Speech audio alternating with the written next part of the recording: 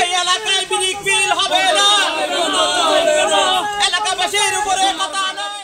চট্টগ্রামের সাতকানিয়া উপজেলার ৩ নং নলুয়া ইউনিয়নে পরিবেশ দূষণ থেকে এলাকা রক্ষা ও ফসলি কৃষিজমি বাঁচাতে সোনার বাংলা সহ সকল ইটভাটা বন্ধের দাবিতে মানববন্ধন করেছে স্থানীয় এলাকাবাসী।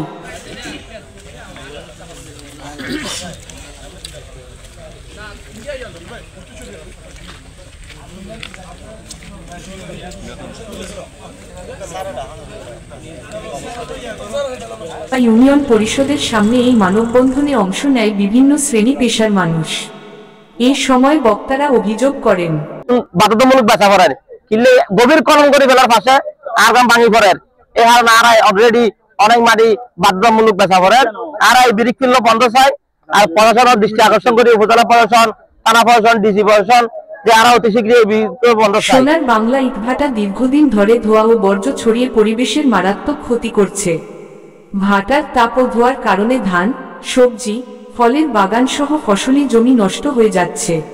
এটা গেট দিতে স্যার, রাস্তার মাঝে আইলে মানুষের সুবিধা মনে নগরী আয় বাধা দিয়ে ধান লয় আর আরো দরাদরি দিতে স্যার মারামারি ওই কামাল ব্রিকেলের সে আবদার কামাল।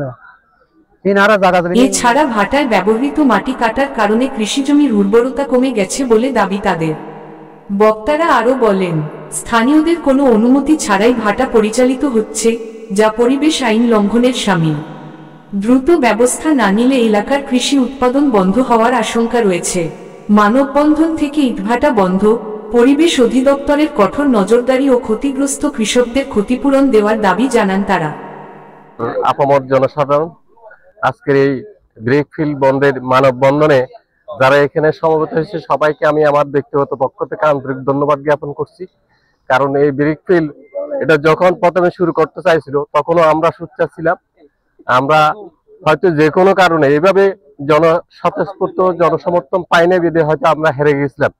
তারপর আমি বলবো এই এলাকার যে গ্রামে এলাকার মধ্যে